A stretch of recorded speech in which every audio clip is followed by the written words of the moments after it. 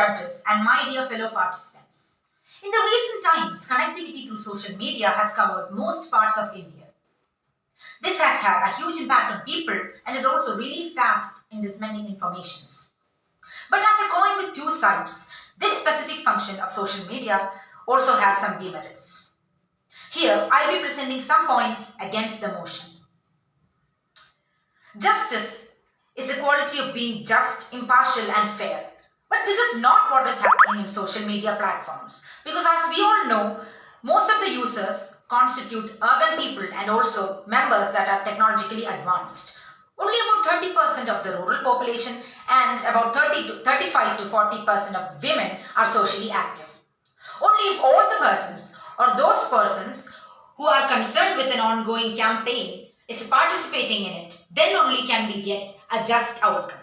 Another problem is tampered news.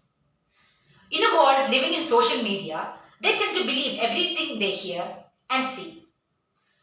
And also this results in an overwhelming reaction.